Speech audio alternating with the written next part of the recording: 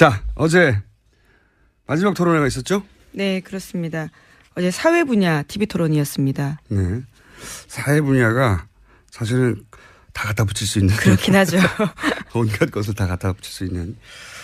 자, 그러면 어제 여러 후보들이 일본 후보이기 때문에 일본 후보가 공격을 제일 많이 받는 건 항상 그래왔고, 그러다 보니까 이제 문재인 후보가 주로 질문을 받고 답하는 지금 저희 담은 목소리들만 하는데, 자, 첫 번째는 뭡니까? 누구와 누구 사이의 공방입니까? 네, 문재인 후보와 홍준표 후보 사이 공방입니다. 홍 후보가 적폐 논란에 대해서 새로운 버전으로 이야기를 꺼냈습니다. 자신을 화용하는 게 아니냐 이런 이야기를 했는데요. 한번 내용을 보시면 맥락을 알 수 있습니다. 어제 토론회를 못 보신 분들은 주고받는 몇 마디만 들어보면 금방 어떤 공방이 왔는지 아실 수가 있습니다. 들어보시겠습니다. 문 후보님이 대통령이 되시면 보수 불태우겠다고 했거든요. 그럼 나는 화형당하겠네요. 횃불 발언 이야기합니까?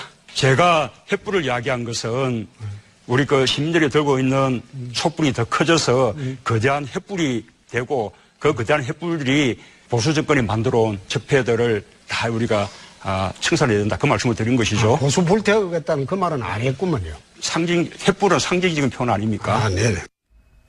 네. 이 공방을 좀 더 왔다 갔다 했죠. 예. 네, 그 이후에 이해찬 의원 이야기까지 꺼내면서 보수 괴멸하겠다고 하는데 그럼 난 문드러지겠냐 이런 이야기도 했습니다. 이게 이제 홍준표 후보 특유의 기술이죠. 예.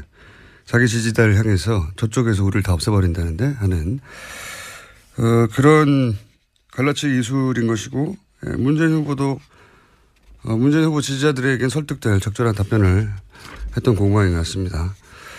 자, 그리고 이번에는 문재인 후보가 홍준표 후보를, 이거는 이제 홍준표 후보가 문재인 후보를 공격한 것이고요. 문재인 후보가 홍준표 후보를 공세를 취한 대목도 있습니다. 그게 4대강이었죠, 처음에? 예, 4대강 관련된 질문을 던졌습니다. 어떻게 생각하느냐라고 하는데 홍준표 후보는 4대강 찬성한다 이렇게 유일하게 밝혔습니다. 그렇죠. 환경 문제가 화장 때문이 아니다. 네, 들어보시겠습니다. 4대강 사업 때문에 수질이 악화됐는데 그에 대한 대책이 무엇입니까? 4대강 때문에 녹조가 많이 늘었다. 동의하십니까? 예. 녹조는 질소와 인이 고온다습한 기후하고 만났을 때 녹조가 생깁니다. 맞는 말씀인데 그나마 가만히 강이 흐르면 낫죠. 강이 흐르는 게 소양댐이 지금 1년에 갇혀있는 시간이 얼마인 줄 압니까? 232일입니다. 소양댐 녹조 있습니까? 4대강 때문에 수질이 악화된 것이 아니다. 그래서 4대강 보도는 그대로 두겠다. 그거는 잘한 사업입니다. 네, 이건 이제 문재인 후보 쪽의 기술이죠. 네. 4대강에 관해서는 국민 여론이 이제 환경 문제의 주범이라고 하는데 크게 이견이 없는 상황인데, 홍준표 후보는 유독 4대강에 관해서는 잘한 사업이라고 강변하는, 제가 알기로는 도지사나 주요 정치인 중에 이렇게 4대강을 옹호하는 사람이 이제는 거의 없거든요. 그러다 보니까 기술이 들어간 거죠. 예. 홍준표 후보는 거기에 대해서 이제 화학식을 들고 굉장히 자세한 지식을 뽐냈습니다. 네, 본인은 이미 잘 알고 있다, 전문가다, 잘못 알고 있는 거라고 반론을 제기하긴 했습니다만 환경학자가 아니다 보니까 이 대목은 평행선을 달렸지만 문재인 후보의 기술이 들어간 대목이다. 자, 다음 공방은 누구와 누구 사이의 공방입니까? 네, 홍준표 후보와 유승민 후보 사이 공방입니다. 아하. 유승민 후보가 과거의 사형제 관련 찬성 발언에 대해서 홍준표 후보 이야기를 꺼내면서 공격을 한 겁니다.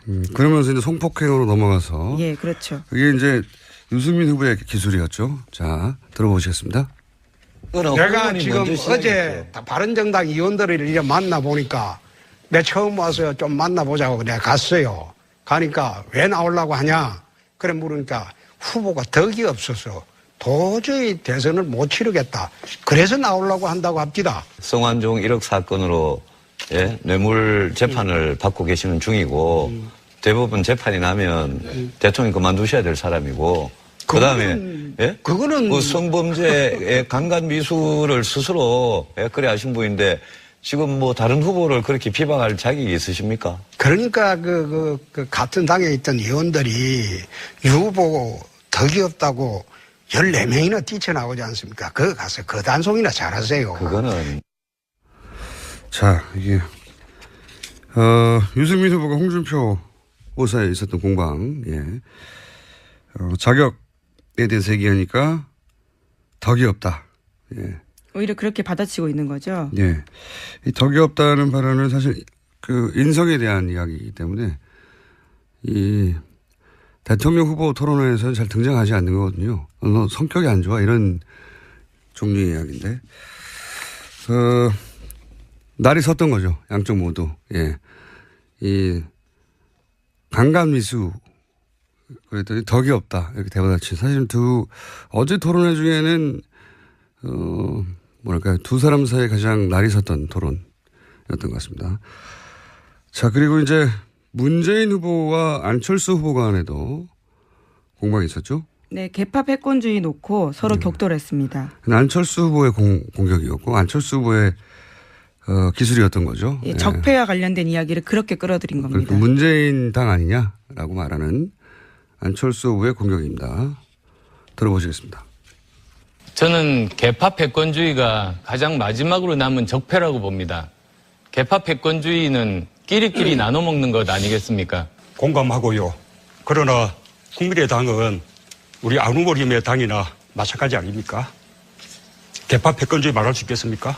국민의당을 창업했다, 창업주다 그렇게 말씀하시잖아요. 그 문 후보님을 도왔던 전직 당대표들이 전부 다 당에서 나왔습니다. 사실은 정치인들은 탈당이라는 건 정말로 중요한 그 정치적인 결단 아니겠습니까? 어떻게 설명하시겠습니까? 개파 패권주의 때문에 나왔다고 다들 말씀하시는데요. 그렇게 당을 쪼갠 분이 우리 안 후보님이시죠.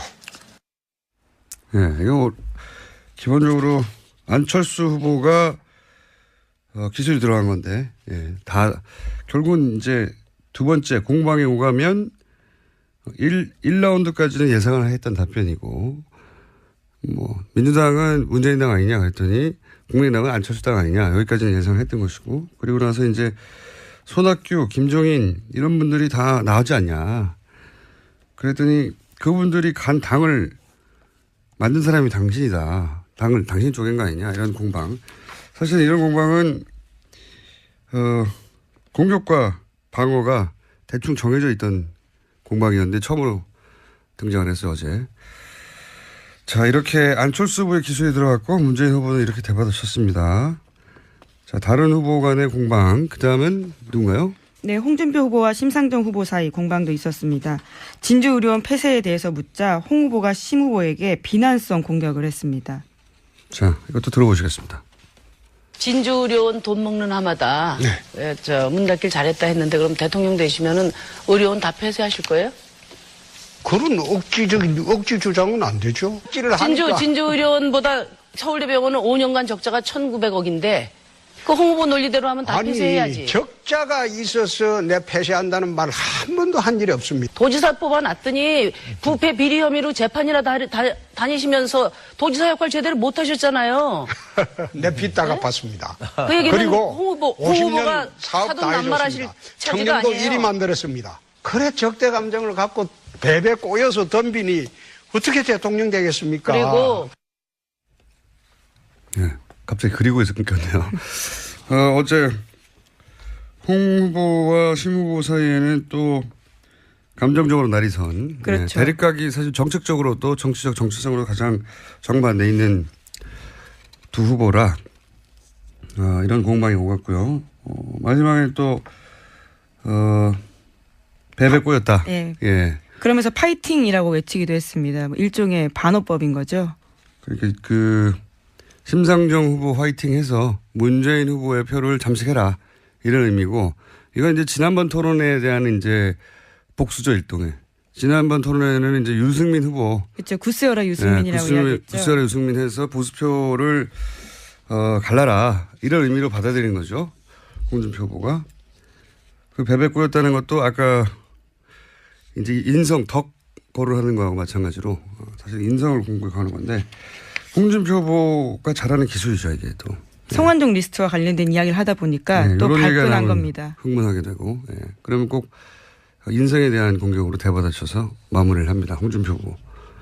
자, 그리고 심상정 후보와 문재인 후보, 이건 심상정 후보의 이제 공격, 문재인 후보를 향한 공격이 있었어요, 어제. 네, 복지정책 관련해서 재원 마련 논란이 있었습니다.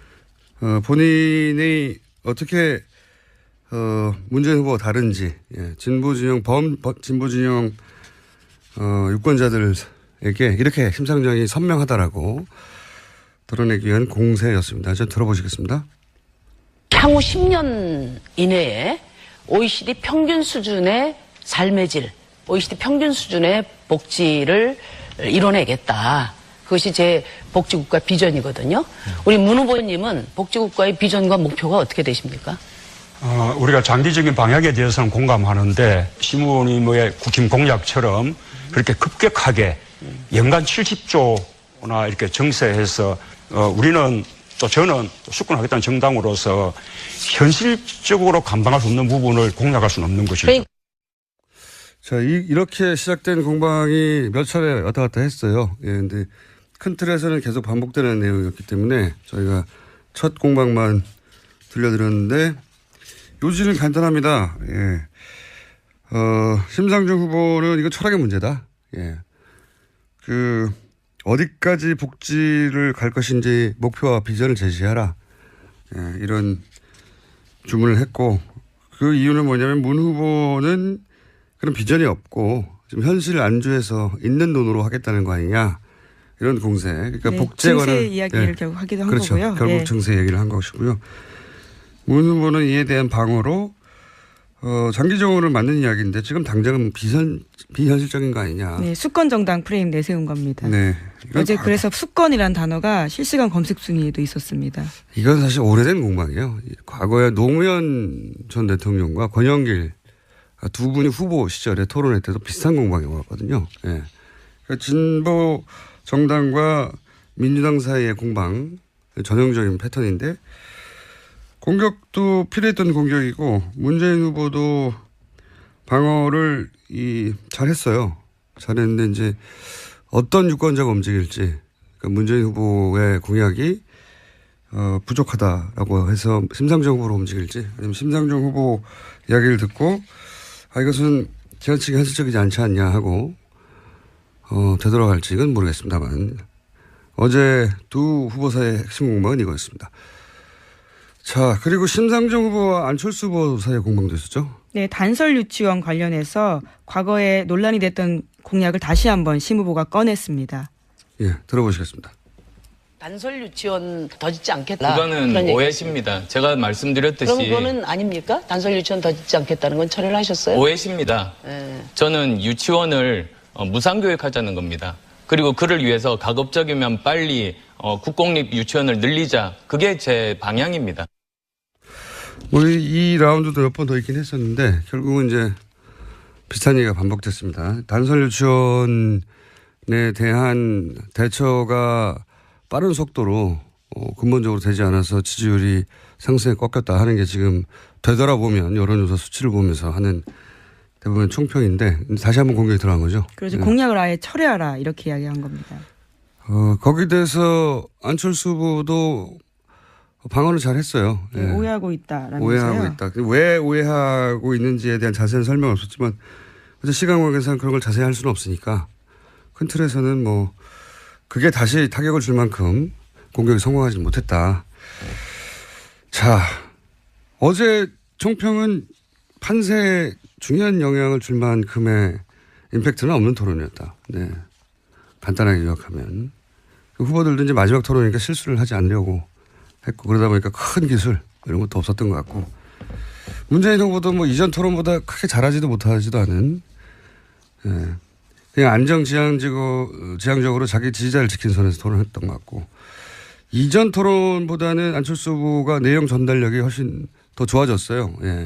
그래서 아마 토론을 더 하고 싶어 하는 것 같고 실제 안철수 후보는 기본적으로 토론 막판에 약간 마무리를 잘 못하는 경향이 있어요.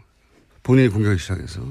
그래서 뭔가 한 방에 부족하다는 이미지가 있는데 어제 확실히 과거 토론보다는 내용 전달 능력도 좋아졌다. 아쉽게도 마지막이고.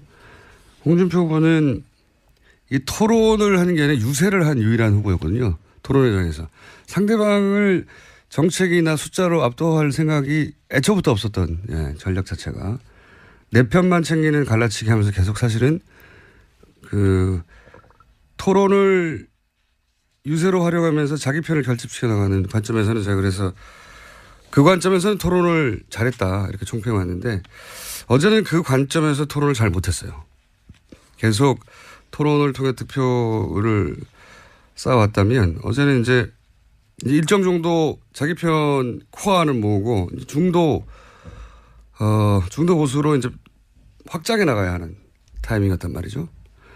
그러다 보니까 그렇게 큰 기술 확 갈라치는 그러면서 존재감도 좀 약해지고 디테일이 약한 게 부각되고 어제 토론 홍준표 후보는 성공적이지 못했던 것 같아요. 홍준표 후보가 토론을 항상 못했다고 총평을 듣더라도 저는 잘했다고 생각해 왔는데 목적 자체가 자기 편을 결집시키는 거예요. 어제는 아니었던 것 같고 심상정 후보도 본인 강점이 토론 기술, 강단에 있는 태도 이런 거지 않습니까? 그래서 문재인 후보와 차별화를 시도하면서 선명성을 극대화하는 목표였던 것 같은데 준비가 충분하지 못했던 것 같아요. 그러니까 이상적이지 않냐 지나치게 이게 반론인데 그게 왜 이상적이지 않은지를 설명해내지 못한 게 아닌가. 평소 실력을 다 발휘 못했다. 저는 그렇게 보고요. 토론 내용과 무관하게 어제 토론의 유일한 승자는 저는 유승민 후보였다고 봅니다. 예.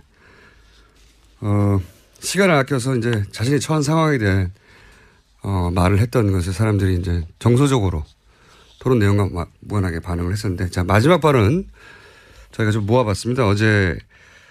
제가 어제의 승자가 유승민 후보였다라고 말씀드린 이유가 등장하는데 마지막 발언 중에 핵심 저희가 모았습니다. 5년 전 이 약속을 지키지 못했습니다. 세월호의 아픔, 또 국정농단의 아픔을 겪었습니다. 제가 부족했던 탓입니다. 죄송합니다.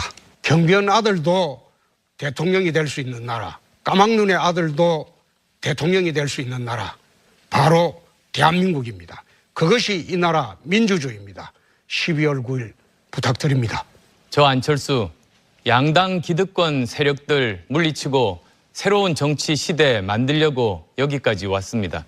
내일부터 녹색 정치 혁명이 시작됩니다. 안보는 저는 누구보다도 굳건한 보수입니다. 정통 보수입니다. 그러나 민생은 그동안의 낡은 보수가 이제 생각을 바꿔야 됩니다. 국민 여러분께서 저희 손을 잡아주십시오. 고맙습니다. 정권 교체를 위해서 양보도 해야 했고 또 사표론 때문에 저희가 노력한 만큼 평가를 받지 못할 때도 있었습니다. 그러나 이번 대통령 선거 촛불이 이미 정권 교체해 놓으셨습니다.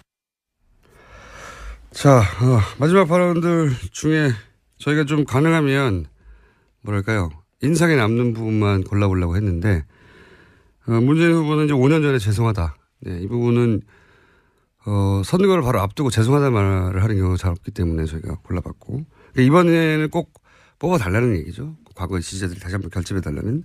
홍준표 후보는 잘 나가다가 이제 12월 9일. 네, 대선은 5월 9일입니다. 5월 9일인데. 12월 9일은 탄핵소추안 국회 의결된 날이거든요. 원래 이제 12월에 있으니까 12월과 9일이 이제 헷갈렸던 거죠.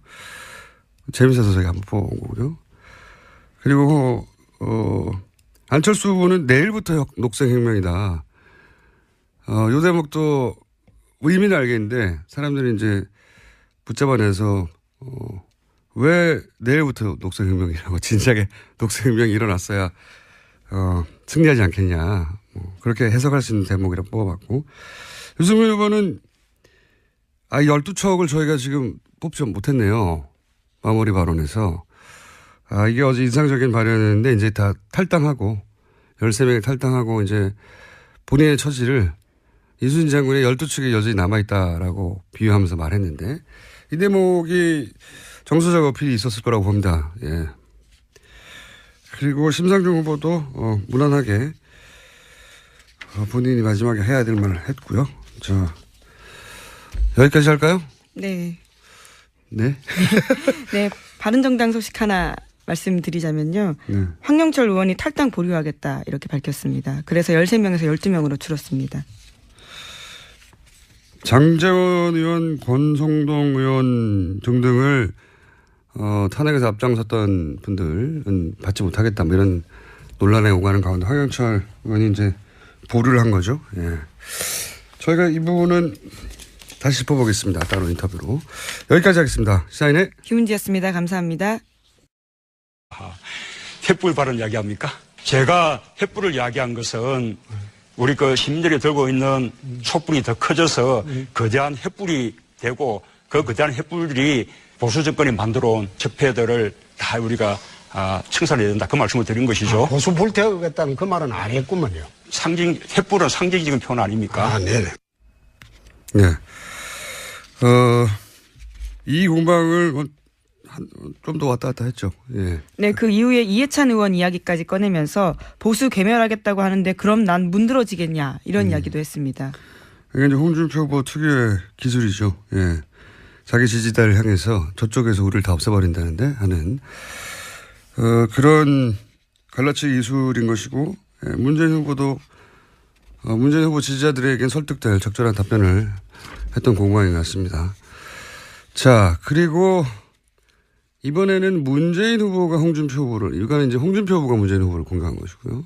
문재인 후보가 홍준표 후보를 공세를 취한 대목도 있습니다. 그게 4대강이었죠, 처음에? 예, 4대강 관련된 질문을 던졌습니다. 어떻게 예? 그거는 그 성범죄의 강간 미수를 스스로 그래 하신 분인데 지금 뭐 다른 후보를 그렇게 비방할 자격이 있으십니까? 그러니까 그 같은 당에 있던 의원들이 유 후보 덕이 없다고 14명이나 뛰쳐나오지 않습니까? 그거 가서 그 단속이나 잘하세요. 그거는.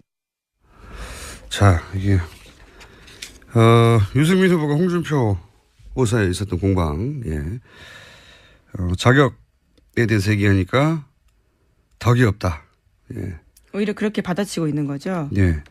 이 덕이 없다는 발언은 사실 그 인성에 대한 이야기이기 때문에 이 대통령 후보 토론회에서는 잘 등장하지 않는 거거든요. 너 성격이 안 좋아 이런 종류의 이야기인데 날이 섰던 거죠. 양쪽 모두. 예. 이 강간 미수 그랬더니 덕이 없다 이렇게 대받아친. 사실 어제 토론회 중에는 뭐랄까요, 두 사람 사이에 가장 날이 섰던 토론이었던 것 같습니다. 자, 그리고 이제 문재인 후보와 안철수 후보 간에도 자, 어제 마지막 토론회가 있었죠? 네, 그렇습니다. 어제 사회 분야 TV 토론이었습니다. 네. 사회 분야가 사실은 다 갖다 붙일 수 있는. 그렇긴 하죠. 온갖 것을 다 갖다 붙일 수 있는. 자, 그러면 어제 여러 후보들이 일본 후보이기 때문에 일본 후보가 공격을 제일 많이 받는 건 항상 그래왔고, 그러다 보니까 이제 문재인 후보가 주로 질문을 받고 답하는 지금 저기 담은 목소리들만 하는데, 자, 첫 번째는 뭡니까? 누구와 누구 사이의 공방입니까? 네, 문재인 후보와 홍준표 후보 사이 공방입니다. 홍 후보가 적폐 논란에 대해서 새로운 버전으로 이야기를 꺼냈습니다. 자신을 화용하는 게 아니냐 이런 이야기를 했는데요. 한번 내용을 보시면 맥락을 알 수 있습니다. 어제 토론회를 못 보신 분들은 주고받는 몇 마디만 들어보면 금방 어떤 공방이 오가는지 아실 수가 있습니다. 들어보시겠습니다. 문 후보님이 대통령이 되시면 보수 불태우겠다고 했거든요. 그럼 나는 화형당하겠네요. 생각하느냐라고 하는데 홍준표 후보는 4대강 찬성한다 이렇게 유일하게 밝혔습니다. 그렇죠. 환경 문제가 화장 때문이 아니다. 네, 들어보시겠습니다. 4대강 사업 때문에 수질이 악화됐는데 그에 대한 대책이 무엇입니까? 4대강 때문에 녹조가 많이 늘었다. 동의하십니까? 예. 녹조는 질소와 인이 고온다습한 기후하고 만났을 때 녹조가 생깁니다. 맞는 말씀인데 그나마 가만히 강이 흐르면 낫죠. 강이 흐르는 게 소양댐이 지금 1년에 갇혀 있는 시간이 얼마인 줄 압니까? 232일입니다. 소양댐 녹조 있습니까? 4대강 때문에 수질이 악화된 것이 아니다. 그래서 4대강 보도는 그대로 두겠다. 그거는 잘한 사업입니다. 네, 이건 이제 문재인 후보 쪽의 기술이죠. 네. 4대강에 관해서는 국민 여론이 이제 환경 문제에 주범이라고 하는데 크게 이견이 없는 상황인데 홍준표 후보는 유독 4대 강화에 관해서는 잘한 사업이라고 강변하는 제가 알기로는 그 도지사나 주요 정치인 중에 이렇게 4대 강화를 옹호하는 사람이 이제는 거의 없거든요. 그러다 보니까 기술이 들어간 거죠. 예. 홍준표 후보는 거기에 대해서 이제 화학식을 들며 굉장히 자세한 지식을 뽐냈습니다. 네, 본인은 이미 잘 알고 있다. 전문가다. 잘못 알고 있는 거라고 반론을 제기하긴 했습니다만 환경학자가 아니다 보니까 이 대목은 평행선을 달렸지만 문재인 후보의 기술이 드러난 대목이다. 자, 다음 공방은 누구와 누구 사이의 공방입니까? 네, 홍준표 후보와 유승민 후보 사이 공방입니다. 아하. 유승민 후보가 과거의 사형제 관련 찬성 발언에 대해서 홍준표 후보 이야기를 꺼내면서 공격을 한 겁니다. 그러면서 이제 성폭행으로 넘어가서 예, 그렇죠. 그게 이제 유승민 후보의 기술이었죠. 자, 들어보시겠습니다. 내가 지금 어제 바른정당 의원들을 이렇게 만나보니까 내가 처음 와서 좀 만나보자고 내가 갔어요. 가니까 왜 나오려고 하냐? 그래 물으니까 후보가 덕이 없어서 도저히 대선을 못 치르겠다. 그래서 나오려고 한다고 합니다. 성완종 1억 사건으로 뇌물 재판을 받고 계시는 중이고 대법원 재판이 나면 대통령 그만두셔야 될 사람이고 그다음에